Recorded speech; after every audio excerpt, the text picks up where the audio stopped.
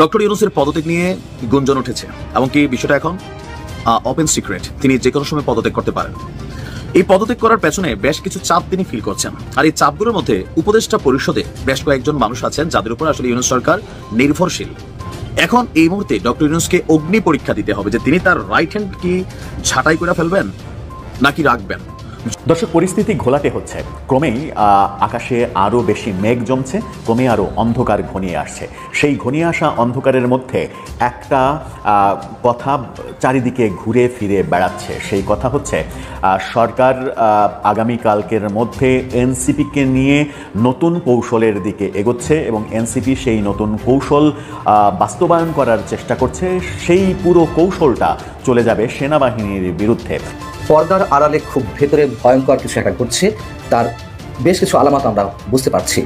আমি আমার সবশেষ কন্টেন্টটিতে বলার চেষ্টা করছিলাম, খুব শীঘ্রই হয়তো সরকারের মধ্য থেকেই কিছু ঘটানোর চেষ্টা হতে যাচ্ছে।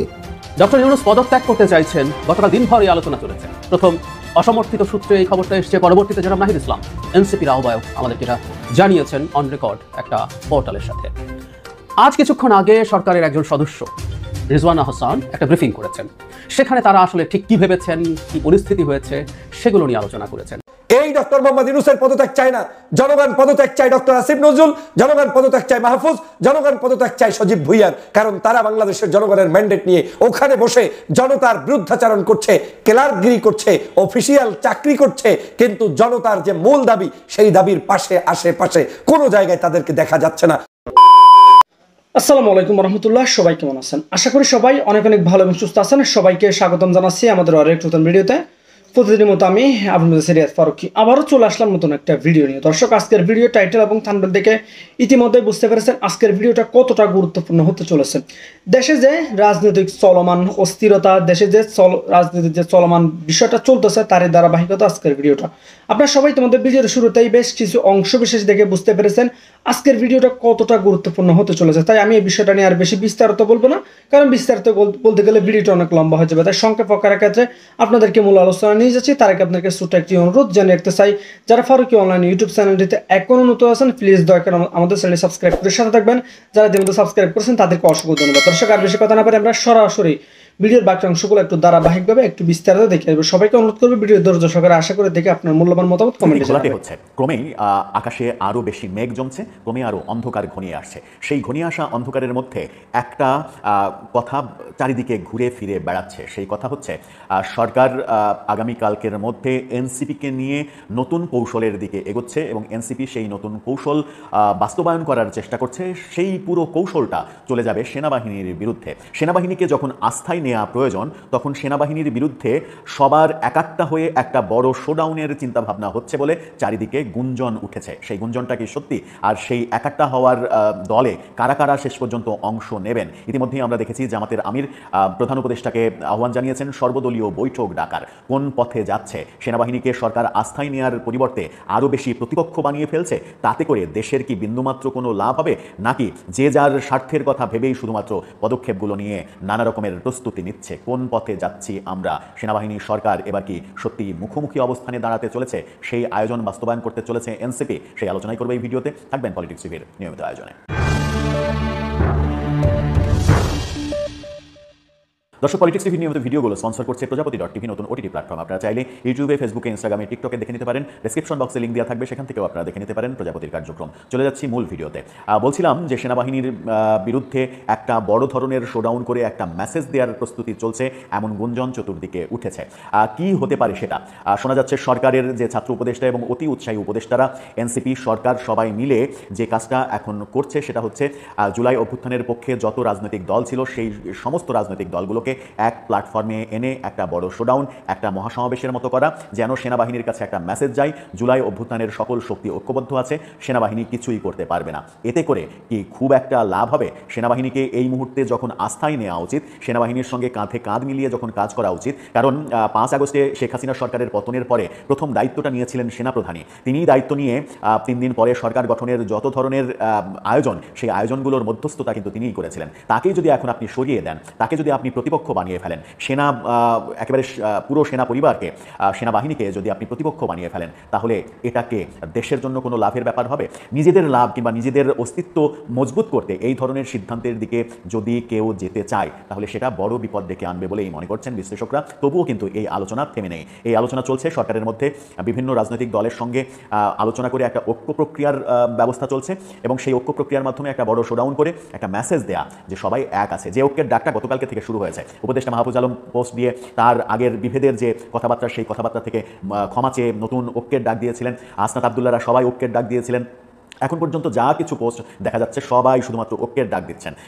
সেই ঐক্যের যখন ডাক দিচ্ছেন, তখন তার আগের মুহূর্তের কথা যদি আমরা চিন্তা করি, পাল্টাপাল্টি কর্মসূচি দেখেছি আমরা এনসিপি এবং বিএনপির। এনসিপি বিএনপি পন্থী বলে 3 উপদেষ্টার পদত্যাগ চেয়েছে, বিএনপি 2 ছাত্র উপদেষ্টার পদত্যাগ চেয়েছে, ইশরাক হোসেনকে ঢাকা দক্ষিণের মেয়র হিসেবে বসতে না দেওয়ার যত ধরনের কলকব্জা ব্যবহার করা দরকার সেগুলো সরকার করেছে, বিশেষ করে আসিফ মাহমুদ সজীব ভুঁইয়া করেছেন। সেগুলো এখন তারা ভুলে যেতে চাইছে।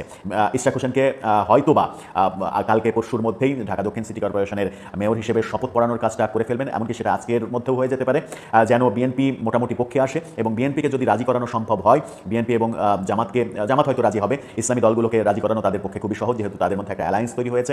বিএনপিকে রাজি করানোর চেষ্টা চলছে। বিএনপিকে এই মুহূর্তে রাজি হবে যখন বিএনপি স্পষ্ট বার্তা দিয়েছে ডিসেম্বরের মধ্যে নির্বাচন নিয়ে কোনো তালবাহানা করলে সরকারের প্রতি সমর্থন আমাদের থাকবে না, এমন ঘোষণা দিয়েছে। তখন বিএনপি সরাসরি সেনাবাহিনীর বিরুদ্ধে যে কর্মসূচি যায় সেই কর্মসূচিতে কি অংশগ্রহণ করবে? আপনার মনে হয় বিএনপি এতটা বোকামি করবে যখন এটা দিনের আলোর মতো স্পষ্ট যে আগামী নির্বাচন হলে সেই নির্বাচনে বিএনপি একক সংখ্যাগরিষ্ঠতা নিয়ে ক্ষমতায় যাবে? তখন বিএনপি কেন সেনাবাহিনীকে অনাস্থার মধ্যে নেবে? সেনাবাহিনীকে দেশ চালানোর জন্য তার তো প্রয়োজন। অন্যান্য দলের না ক্ষমতায় আসার কোনো সম্ভাবনা নেই, তাদের সঙ্গে সেনাবাহিনীর কি সম্পর্ক তৈরি হলো না হলো তাতে তাদের কিছু যায় আসে না, কিন্তু বিএনপির তো যায় আসে। বিএনপিকে যদি দেশ চালাতে হয় তাহলে সেনাবাহিনী 3 বাহিনী তাদের সব থেকে বেশি প্রয়োজন, তাদেরকে আস্থায় রাখা প্রয়োজন। আর তাদেরকে আস্থায় রাখতে হলে এই ধরনের শোডাউনে বিএনপির যাবার কথা নয়। সুতরাং যে প্রস্তুতিটা চলছে, ভেতরে ভেতরে শোনা যাচ্ছে, সেই প্রস্তুতি আলোর মুখ দেখার সম্ভাবনা খুবই কম, তবুও সেই প্রস্তুতি চলছে।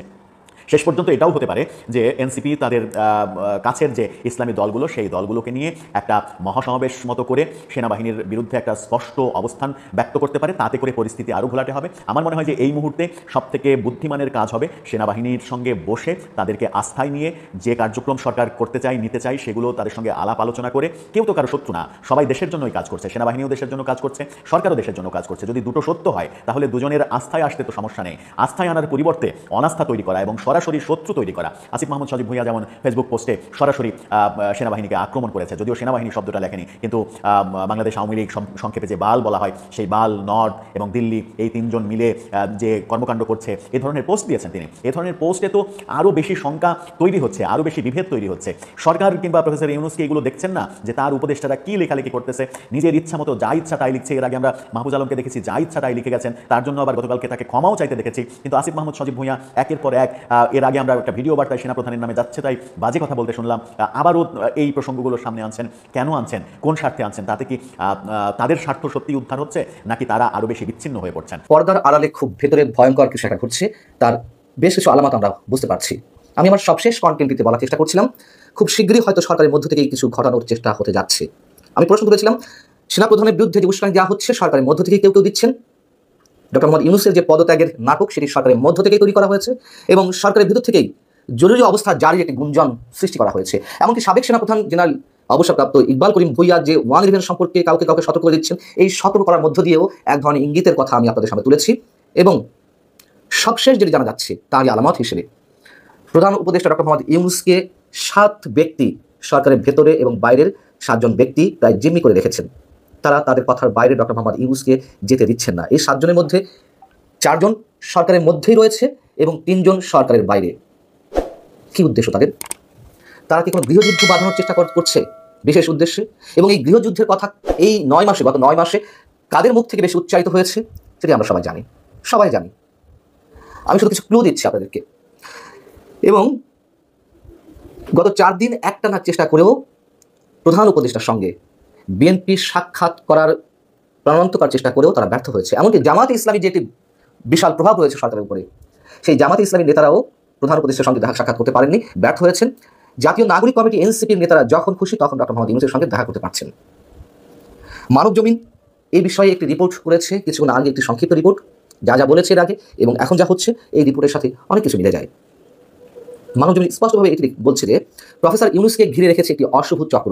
এই চক্রে রয়েছে 7 জন, ভেতরে 4, বাইরে 3। এই চক্রটি চায়না নির্বাচনের দিকে দেশ এগিয়ে যাক, তাদের মতলব অন্য। তারা প্রফেসর ইউনূসকে জনবিচ্ছিন্ন করতে চায় এবং সবশেষ যেটি জানা যাচ্ছে সংকট ঘনীভূত হচ্ছে, আর এই সংকট উত্তরণে কোনো উদ্যোগ নেই, বরং উল্লেখিত চক্রটি নানা খেলায় মত্ত রয়েছে।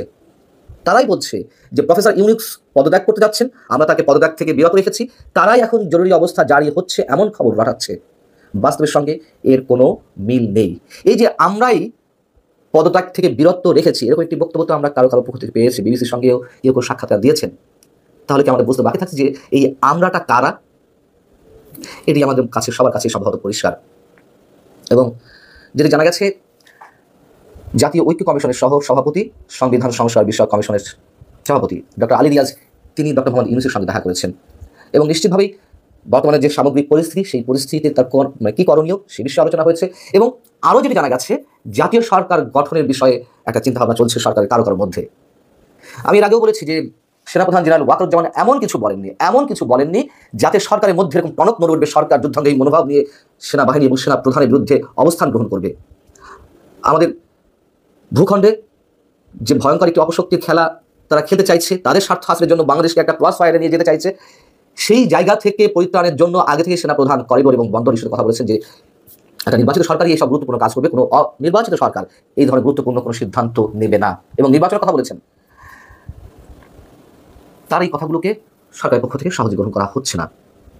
তার মানে এটি তো স্পষ্ট হচ্ছে তাহলে। এবং মানবজমিন যে কথাগুলো অনেকটাই খোলামেলাভাবে বলেছে যে তারা চাইছে না কিছুতেই নির্বাচনের দিকে এগিয়ে নিয়ে যেতে সরকারকে, এবং যেসব গুঞ্জন ছড়াচ্ছে, গুঞ্জনের উপকার কি উদ্দেশ্য, এই কথাগুলো আপনার একটু মনে থাকা দরকার যে গত 2 দিন ধরে আমি বলছি, বিশেষ উদ্দেশ্যে বিভিন্ন মহলকে সেনাবাহিনীর বিরুদ্ধে উস্কে দেওয়া হচ্ছে এবং বিভিন্ন জনে নানানভাবে তাদের ফেসবুক স্ট্যাটাসে সরাসরি সেনাবাহিনীর বিরুদ্ধে মানুষকে উত্তেজিত করার চেষ্টা করছেন।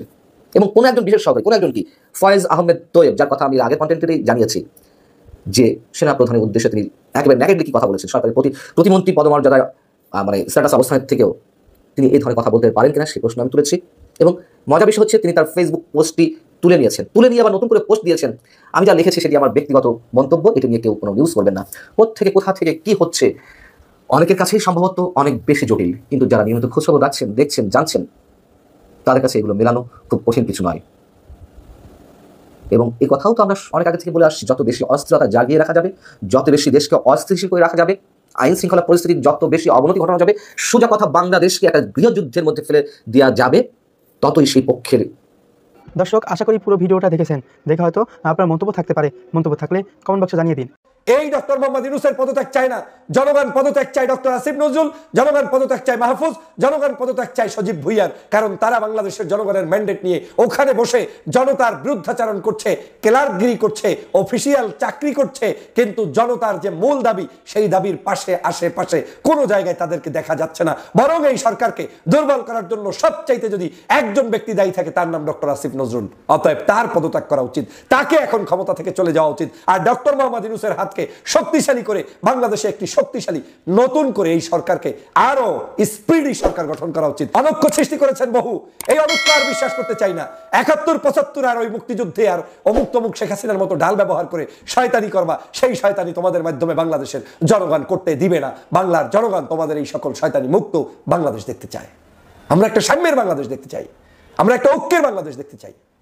আর এই সাম্য এবং ঐক্যকে বিনষ্টকারী হিসাবে কাজ করছে আমার দৃষ্টিভঙ্গিতে, আমার চোখে দেখা অবজারভেশনে এই ডক্টর আসিফ নজরুল, সজীব ভুইয়া কিংবা মাহফুজরা। পদত্যাগ করা দরকার ডক্টর আসিফ নজরুলের, মাহফুজের কিংবা সজীব ভুইয়ার, কিন্তু বাংলাদেশে গতকালকের আমরা গুঞ্জন শুনলাম ডক্টর মোহাম্মদ ইউনূস পদত্যাগ করতে যাচ্ছেন। বাংলাদেশের জনগণ একমাত্র এই সরকারের মধ্যে যদি একজন ব্যক্তিকে অকুণ্ঠ সমর্থন দিয়ে থাকেন, তার নাম ডক্টর মোহাম্মদ ইউনূস। ডক্টর মোহাম্মদ ইউনূসের পদত্যাগ বাংলাদেশের জনগণ চায় না, তেমনিভাবে ডক্টর মোহাম্মদ ইউনূস পদত্যাগ করলে সেটা এদেশের জনগণ মেনে নিবে না। লক্ষ কোটি জনতা সেটা প্রতিরোধ করবে এবং ডক্টর মোহাম্মদ ইউনূসকে অবশ্যই ক্ষমতায় থেকে নির্বাচন পর্যন্ত অপেক্ষা করে একটি গণতান্ত্রিক দেশ উপহার দিয়ে বিদায় নিতে হবে। এটা জনগণের প্রত্যাশা, এটা আমারও প্রত্যাশা, এটা বাংলাদেশের নাগরিকদের প্রত্যাশা। কিন্তু জনগণ যে আসল প্রত্যাশা করছে সবসময়, যে বাংলাদেশের এই সরকারকে যারা আজকে ধ্বংস করে দিচ্ছে, বিশেষ করে জুলাই বিপ্লবের চেতনাটাকে যারা মলিন করে দিচ্ছে, জনতা যেই চিন্তায় কথা বলে সেই চিন্তাটাকে যারা নস্যাৎ করে দিচ্ছে তারা কিন্তু ডক্টর মোহাম্মদ ইউনূস নয়, তিনি হচ্ছেন ডক্টর আসিফ নজরুল, কিংবা এই অনৈক্য সৃষ্টির জন্য অবদান রেখেছেন মাহফুজ সাহেব, এবং কেউ কেউ এখন বলার চেষ্টা করেছেন সজীব ভুইয়া। এই তিনজন ব্যক্তি ছাড়াও এই উপদেষ্টা পরিষদে হয়তো অনেকেই আছেন যাদের হয়তো বাংলাদেশ বিনির্মাণের জন্য এবং আগামীর দেশকে সুন্দর পথে নেওয়ার জন্য খুব একটা অবদান নেই, কিন্তু এই তিনজনের ব্যাপারে বাংলাদেশের সকল জনগণ কম বেশি আলোচনা করছে, সমালোচনা করছে যে তাদের এই সরকারে থাকার কোনো অধিকার নেই, তাদের পদত্যাগ করা উচিত। অনেকগুলো কারণে এই কথা বলছে। যেমন সাম্প্রতিক সময় আপনারা দেখেছেন যে উপদেষ্টা আমাদের মাহফুজ সাহেব, তিনি বাংলাদেশের আওয়ামী লীগ নিষিদ্ধ হওয়ার একদিন পরেই যে বিশ্রী ভাষায় কাদা ছড়াছড়িতে লিপ্ত হলেন, ফেসবুকে লেখালেখি করলেন, সে কাণ্ড অনেক লম্বা হয়েছে, বোতল নিক্ষেপ হয়েছে, তার উপরে বোতল নিক্ষেপ করে তিনি এমআরআই করেছেন, টেস্ট করেছেন, বহু ঘটনা বাংলাদেশে কিন্তু সেই সময় ঘটেছে। কিন্তু এই অনৈক্যের পিছনে তার এই সূত্রটা কেন শুরু করলেন, কি তার পাওয়ার ছিল পিছনে? মূলত এরা বিভিন্ন জায়গা থেকে কথা নিচ্ছেন এবং সেগুলোর উপরে জীবনকে পরিচালনা করছেন। মূলত এরা বিদেশি বিভিন্ন সংস্থার সাথে সম্পৃক্ততা রাখছেন, বিধায় বিশেষ এজেন্ডা বাস্তবায়নে কথা বলছেন। আপনারা মনে করছেন গতকালকে তিনি তো ক্ষমা চেয়েছেন, জাতির কাছে মাপ চেয়েছেন, বিষয়টা কেমন? হ্যাঁ, ক্ষমা চাওয়া অত্যন্ত সুন্দর কাজ, আমি তাদেরকে ধন্যবাদ জানাই যারা ক্ষমা চায় এবং ক্ষমা করে। কিন্তু এই ক্ষমাটা কম প্যারায় এসে চাননি। যখন দেখেছে বিভাজনের রাজনীতি এমন একটা জায়গায় পৌঁছে গিয়েছে, এখন বাংলাদেশের 0% তাদের উপরে কোনো সমর্থন নেই। এমনকি তাদের খোদ আপনি যদি এনসিপি যে দল আছে জিজ্ঞেস করে দেখবেন যে তোমরা তাকে বিশ্বাস কতটুকু করো, শতকরা এনসিপিরও 80% লোক দেখবেন বলবে যে তার কারণে আমাদের দলটার ক্ষতি হয়ে যাচ্ছে। আমি তাদের পোস্ট, বিভিন্ন লেখালেখি থেকেই এগুলো বলছি। আসিফ নজরুল সম্পর্কে সেই দীর্ঘদিন পর্যন্ত বাংলাদেশের বহু জনগণ প্রত্যাশা করেছে যে তিনি আমাদের জুলাই বিপ্লবকে ব্যাহত করছে, এবং তিনি জনগণের কথা শুনতেই চায় না। এই যে দেশ বিদেশে সফর করে, সাধারণ নাগরিকদের সাথে তার কোনো সাক্ষাৎ নেই। বিদেশে যখন যাচ্ছে একজন প্রবাসী কল্যাণ উপদেষ্টা হিসাবে, তখন প্রবাসীদের সাথে তিনি সরাসরি টক করবেন, বসবেন, জিজ্ঞেস করবেন, সেগুলোতে তার কোনো খবর নাই। আওয়ামী লীগের নিয়োগপ্রাপ্ত দালালদের সাথে তিনি বৈঠক করছেন। আওয়ামী লীগ যাকে যাকে পদ পদবিতে বসিয়েছে, সেই অ্যাম্বাসেডর, সেই অফিসের কর্মকর্তা, তাদেরকে নিয়েই উনি হানিমুনে ব্যস্ত আছেন, কিন্তু উনি কোনো অবস্থায় বাংলাদেশের নাগরিকদের সাথে বসার সময় পায় না। এই যে আজকের বাংলাদেশে আওয়ামী লীগ নিষিদ্ধ করা নিয়ে সারা বাংলাদেশে আমরা আন্দোলন করেছি, সংগ্রাম করেছি। এই আসিফ নজরুলই বলেছিল যে আন্দোলন সংগ্রাম, আওয়ামী লীগ নিষিদ্ধ করার এই প্রক্রিয়াতে আওয়ামী লীগ নিষিদ্ধ হবে না। আওয়ামী লীগ একটি রাজনৈতিক দল, ইনিয়ে বিনিয়ে যে কোনো মূল্যে আওয়ামী লীগকে রাখতে চেয়েছিল। পরে বাধ্য হয়ে আমাদের সকলের প্রেশারাইজের কারণে তিনি বলতে বাধ্য হয়েছেন যে না, তিনি এভাবে নয়, আমার নামে ভুল ব্যাখ্যা দেওয়া হয়েছে। বাংলাদেশের মানুষ এত বোকা পেয়েছেন যে আপনি সারাদিন যা ইচ্ছা তাই বলবেন আর সবই ভুল ব্যাখ্যা দেওয়া হয়। জনগণ কি এতটাই বোকা? হ্যাঁ, আপনারা যে মিডিয়ার শিকার হন না সেটা নয়, আমি আপনার পক্ষে ছিলাম, এখনো আপনার যৌক্তিক ভালো কাজের পক্ষেই থাকবো, কিন্তু আপনাদের ব্যবহার সুন্দর নয়। আপনারা মানুষকে মানুষ মনে করেন না। হিন্দিতে একটা কথা আছে, না ঘরকা না ঘাটকা, মানে আপনি না জায়গা পাবেন ঘাটে, না জায়গা পাবেন ঘরে। ডক্টর ইউনূসের পদত্যাগ নিয়ে গুঞ্জন উঠেছে, এমনকি বিষয়টা এখন ওপেন সিক্রেট, তিনি যে কোনো সময় পদত্যাগ করতে পারেন। এই পদত্যাগ করার পেছনে বেশ কিছু চাপ তিনি ফিল করছেন, আর এই চাপগুলোর মধ্যে উপদেষ্টা পরিষদে বেশ কয়েকজন মানুষ আছেন যাদের উপর আসলে ইউনূস সরকার নির্ভরশীল। এখন এই মুহূর্তে ডক্টর ইউনূসকে অগ্নি পরীক্ষা দিতে হবে যে তিনি তার রাইট হ্যান্ড কি ছাঁটাই করে ফেলবেন নাকি রাখবেন। যদি রাখেন, আগামী দিনগুলোতে ওনাকে আরো একটা ঝামেলা পোহাতে হবে। আর ওই রাইট হ্যান্ডের নাম হচ্ছে, বুঝতেই পারছেন, ডক্টর আসিফ নজরুল। আওয়ামী লীগের চক্ষুশুল সর্বোচ্চ লেভেলে, বিএনপিরও এই মুহূর্তে চক্ষুশুল, আর এনসিপির আরো চক্ষুশুল হয়ে গেল 4 দিন আগে যে সার্জিস হাসনাতদেরকে মুক্ত করার জন্য জুলাই আগস্টের সেই দিনগুলোতে শিক্ষকদের মধ্যে যিনি রাজপথে নেমেছিলেন, নেতৃত্ব দিয়েছিলেন, সেই আসিফ নজরুলকে নিয়ে আজকে সার্জিসরা কথা বলছে। কেন কথা বলছে? কারণ আসিফ নজরুল অনেক ধরনের কিছুতে জড়িত হয়ে গেছেন। আর আসিফ নজরুলের পিছনে অনলাইন কিং পিনাকি দা এবং সাংবাদিক ইলিয়াস কনক সারোয়ার, তারা তো আছেই। আর কেউ কেউ বলে থাকে যে তাদের তান্ত্রিক গুরু হচ্ছেন পিনাকি দা, এই এনসিপি দলটা সার্জিসদের। এই উত্তেজনার মধ্যেই জাতীয় নাগরিক পার্টির দ্য ব্লুটুথ বয় সার্জিস বলছেন, হাসিনার নির্দেশে এতগুলো মানুষ খুন হলো, এতগুলো মানুষের রক্ত ঝরলো, 9 মাসে একটা বিচার কার্য সম্পন্ন হয় না, একটা খুনের বিচার হয় না, এই দায় আইন উপদেষ্টা হিসাবে আসিফ নজরুল স্যার কি এড়াতে পারেন? তাহলে কি আমাদের এখন তার পদত্যাগ চাওয়া উচিত নয়? প্রশ্নবোধক চিহ্ন দিয়েছেন যে এখন কি তার পদত্যাগ চাওয়া উচিত নয়? আরো কত অভিযোগ আনছে। তাহলে তো সাংবাদিক ইলিয়াসের কথা সত্য যে টাকার রাজনৈতিক দলের সুপারিশে অনেক হত্যাকারী আওয়ামী লীগারের জামিন হয়ে যায়। টাকার রাজনৈতিক সুপারিশ নাই বলে আওয়ামী আমলে জুলুমের শিকার অনেক মজলুমের জামিন হয় না। শব্দ কত সুন্দর, মানে যে আগাগোড়া ইসলাম ঢাইলা দিচ্ছে যে জুলুমের শিকার অনেক মজলুমের জামিন হয় না। শাপলা হত্যাকাণ্ডে হেফাজতের উপরে চাপানো মিথ্যা মামলায় অনেক মজলুল আলেম এখনো আদালতে চক্কর কাটেন, একদম অনুভূতিতে গুতা দিছে। আমাদের আলেমরা হচ্ছে অনেক ধরনের বোকা টাইপের একটা ক্যারেক্টার, ওনাদেরকে হালকা কেউ একটু মাথায় হাত পুষলে মনে করে ঘরের লোক। যখন শাপলা চত্বরে এই ঘটনা হয়েছে, সার্জিস তুমি কিন্তু ছাত্রলীগ ছিলা। আচ্ছা যাই হোক, কারাগারে বন্দী থাকেন, অথচ এমন অনেক দাগী আসামি বিগত কয়েক মাসে জামিন পেয়েছে যারা বিএনপির সঙ্গে সংযুক্ত হলেও বিএনপির সময় তাদের কৃতকর্ম ও অপরাধের জন্য জেলে গিয়েছেন। এগুলো কিভাবে হয়, কার সুপারিশে হয়, কোন আইনজীবী এবং বিচারকের প্রত্যক্ষ মদতে হয়? প্রকাশ্য দিবালোকে এই যে ঘটনাগুলো ঘটল, আমরা কি তার পদত্যাগ চাওয়া উচিত না? আসিফ নজরুল স্যারের জন্য এবার গতকালকে নাসিরউদ্দিন পাটোয়ারি এনসিপির পক্ষ থেকে আওয়াজ তুলেছেন। মোটামুটি আসিফ নজরুল স্যারের এবার তিনি বলি হতে যাচ্ছেন। বলি হন, অথবা তিনি পদত্যাগ করেন, অথবা তিনি দেশেও থাকতে পারবেন না, দেশ ছাড়া পালাইতে হবে। পরিস্থিতিটা কিন্তু এমনই তৈরি হচ্ছে। সাংবাদিক ইলিয়াস বলছে উনি নাকি অনেক কোটি টাকা টোকা এই আমেরিকাতে সরাই ফেলছেন, ফ্যামিলি টেমিলি নিয়ে, আর সময় মতো তিনি প্রমাণও দিবেন। আর এতদিন বিষয়গুলো এক ধরনের অনলাইন আলোচনায় থাকলেও এই প্রথমবারের মতন একই দিনে এনসিপি ধারাবাহিকভাবে ডক্টর আসিফ নজরুলের পদত্যাগ ইস্যুটাকে সামনে নিয়ে আসছে। এখন আসিফ নজরুল যদি হঠাৎ করে পদত্যাগ করে, ইউনূস সরকারের মধ্যে আর একটা ভাঙন তৈরি হবে। ডক্টর ইউনূস একটা বড় ধরনের চাপে পড়বেন, ইন্টারনাল। তো সেই ইন্টারনাল চাপটা কি তিনি নিতে পারবেন? আসলে পরিস্থিতি কোন দিকে যাবে এটা বোঝার সুযোগ নেই। আরো একটা বড় আন্দোলন হয়তো আমরা খুব শীঘ্রই দেখতে পাচ্ছি। দর্শক, এই বিষয়টা আপনার মূল্যবান মতামত অবশ্যই দ্রুত কমেন্টে জানিয়ে ফেলুন। এতক্ষণ আমাদের চ্যানেলের সাথে থাকার জন্য সবাইকে অসংখ্য ধন্যবাদ জানিয়ে শেষ করবো আজকের ভিডিওটি। ভালো থাকবেন, সুস্থ থাকবেন, আল্লাহ হাফিজ।